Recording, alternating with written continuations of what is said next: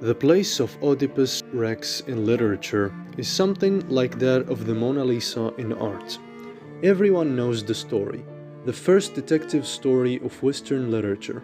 Everyone who has read or seen it is drawn into its enigmas and moral dilemmas. It presents a kind of nightmare vision of a world suddenly turned upside down. A decent man discovers that he has unknowingly killed his father, married his mother, and sired children by her.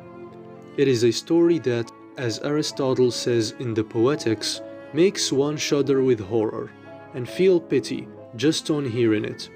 In Sophocles' hands, however, this ancient tale becomes a profound meditation on the questions of guilt and responsibility, the order or disorder of our world, and the nature of man.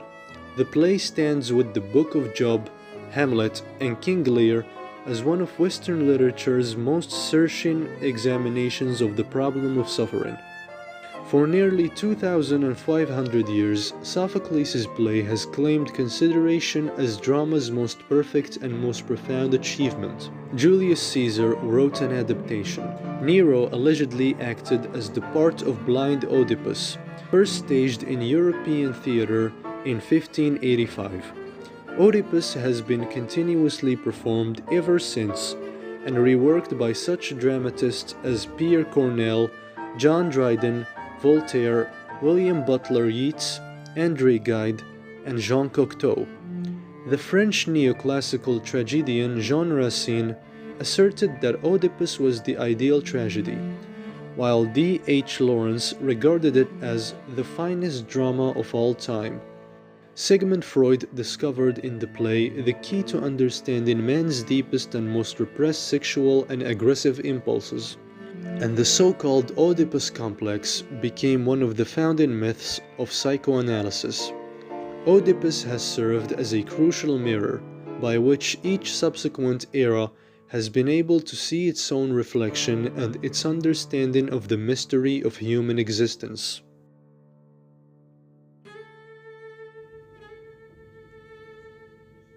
If Aeschylus is most often seen as the great originator of ancient Greek tragedy and Euripides is viewed as the great outsider and iconoclast, it is Sophocles who occupies the central position as classical tragedy's technical master and the age's representative figure over a lifetime that coincided with the rise and fall of Athens' greatness as a political and cultural power in the 5th century BC.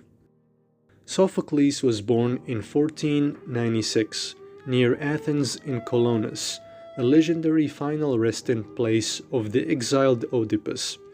At the age of 16, Sophocles, an accomplished dancer and lyre player, was selected to lead the celebration of the victory over the Persians at the Battle of Salamis, the event that ushered in Athens' golden age. He died in 406, 2 years before Athens' fall to Sparta, which ended nearly a century of Athenian supremacy and cultural achievement. Very much at the center of Athenian public life, Sophocles served as a treasurer of state and a diplomat and was twice elected as a general, a lay priest in the cult of a local deity. Sophocles also founded a literary association and was an intimate of such prominent men of letters as Aeon of Chios, Herodotus, Urbane, Garrulus, and Witty.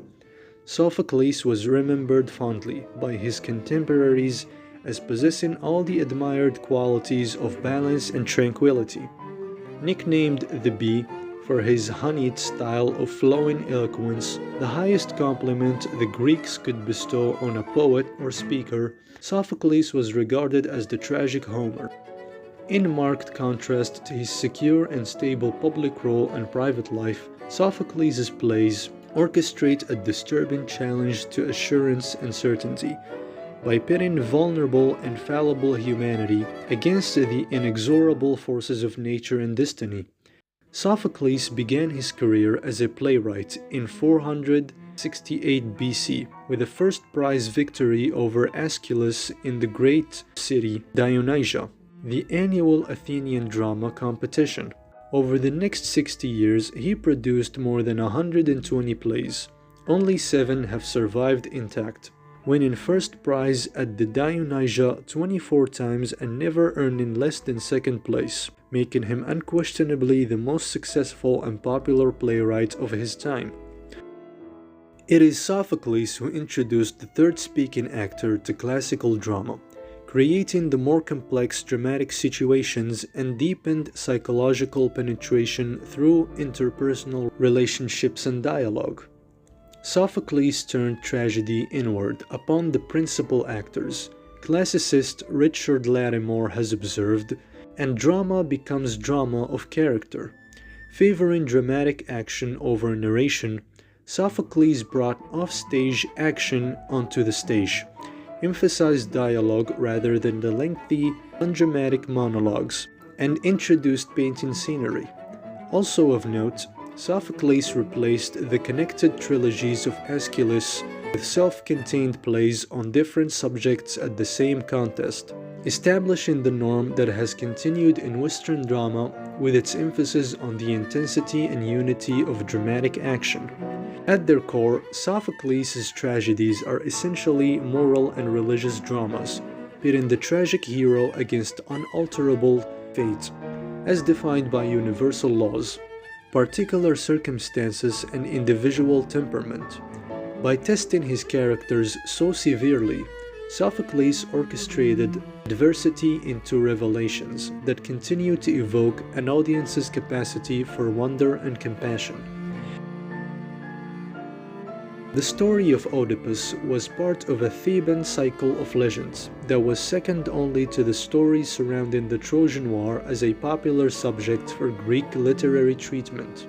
13 different Greek dramatists, including Aeschylus and Euripides, are known to have written plays on the subject of Oedipus and his progeny. Sophocles' great invention was to turn Oedipus's horrifying circumstances into a drama of self-discovery that probes the mystery of selfhood and human destiny. The play opens with Oedipus, secure and respected as the capable ruler of Thebes, having solved the riddle of the Sphinx and gained the throne and Thebes' widowed queen, Jocasta, as his reward.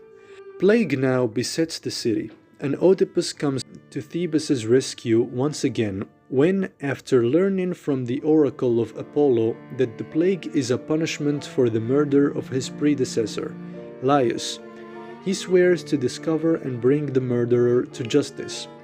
The play therefore begins as a detective story, with the key question, who killed Laius? As the initial mystery, Oedipus initiates the first in a seemingly inexhaustible series of dramatic ironies, as the detective who turns out to be his own quarry. Oedipus's judgment of banishment for Laius's murderer seals his own fate. Pledged to restore Thebes to health, Oedipus is in fact the source of its affliction. Oedipus's success in discovering Laius's murderer will be his own undoing, and the seemingly percipient, riddle-solving Oedipus will only see the truth about himself when he is blind. To underscore this point, the blind seer Tiresias is summoned. He is reluctant to tell what he knows, but Oedipus is adamant. No man, no place, nothing will escape my gaze. I will not stop until I know it all. Finally, goaded by Oedipus to reveal that Oedipus himself is the killer you're searching for, and the plague that afflicts Thebes, Tiresias introduces the play's second mystery. Who is Oedipus? You have eyes to see with, but you do not see yourself. You do not see the horror shadowing every step of your life. Who are your father and mother? Can you tell me? Oedipus rejects Tiresias' horrifying answer to this question, that Oedipus has killed his own father and has become a sower of seed where your father has sowed, as part of a conspiracy with Jocastus' brother Creon against his rule. In his treatment of Tiresias and his subsequent condemning of Creon to death, Oedipus exposes his pride, wrath, and rush to judgment, character flaws that alloy his evident strengths of relentless determination to learn the truth and fortitude in bearing the consequences. Jocasta comes to her brother's defense, while arguing that not all oracles can be believed. By relating the circumstances of Laus's death, Jocasta attempts to demonstrate that Oedipus could not be the murderer, while ironically providing Oedipus with the details that help to prove the case of his culpability. In what is a marvel of ironic plot construction, each step forward in answering the questions surrounding the murder and Oedipus's parentage takes Oedipus a step back in time toward full disclosure and self-discovery. As Oedipus is made to shift from self-righteous authority to doubt, a messenger from Corinth arrives with news that Oedipus's supposed father, Polybus, is dead. This intelligence seems, again, to disprove the oracle that Oedipus is fated to kill his father. Oedipus, however, still is reluctant to return home for fear that he could still marry his mother. To relieve Oedipus's anxiety, the messenger reveals that he himself brought Oedipus as an infant to Polybus. Like Jocasta, whose evidence is in support of Oedipus's innocence turns into confirmation of his guilt, the messenger provides intelligence that will connect Oedipus to both Laus and Jocasta, as their son and as his father's killer. The messenger's intelligence produces the crucial recognition for Jocasta, who urges Oedipus to cease any further inquiry. Oedipus, however, persists, summoning the herdsman who gave the infant to the messenger and was coincidentally the sole survivor of the attack on Laus. The herdsman's eventual confirmation of both the facts of Oedipus's birth and Laus's murder produces the play's staggering climax. Aristotle would cite Sophocles' Stimulinus conjunction of Oedipus's recognition of his identity and guilt with his reversal of fortune, condemned by his own words to banishment and exile as Laus's murderer, as the ideal artful arrangement of a drama's plot to produce the desired cathartic pity and terror. The play concludes with an emphasis on what Oedipus will now do after he knows the truth. No tragic hero has fallen further or faster in the real time of Sophocles' drama, in which the time elapsed in the play coincides with the performance time. Oedipus is stripped of every illusion of his authority, control, righteousness, and past wisdom is forced to contend with a shame that is impossible to expiate, particide in incestual relations with his mother. In a world lacking either justice or elevation from suffering, Oedipus's heroic grandeur, however, grows in his diminishment. Fundamentally a victim of circumstances, innocent of intentional sin, whose fate was preordained before his birth, Oedipus refuses the consolation of blamelessness that victimization confers, accepting in full his guilt and self-imposed sentence as an outcast, criminal and sinner. He blinds himself to confirm the moral shame that his actions, unwittingly or not, have provoked. It is Oedipus's capacity to endure the revelation of his sin, his nature and his fate that dominates the play's conclusion. Oedipus's greatest strength, his determination to know the truth and to accept what he learns, sets him apart as one of the most pitiable and admired of tragic heroes. The closing note of the tragedy, Knox argues, is a renowned insistence on the heroic nature of Oedipus. The play ends as it began, with the greatness of the hero, but is a different kind of greatness. It is now based on knowledge, not as before on ignorance. The now blinded Oedipus has been forced to see and experience the impermanence of good fortune, the reality of unimaginable moral shame, and the cosmic order that is either perverse in its calculated cruelty or chaotically random in its designs, in either case defeating any human need for justice and mercy.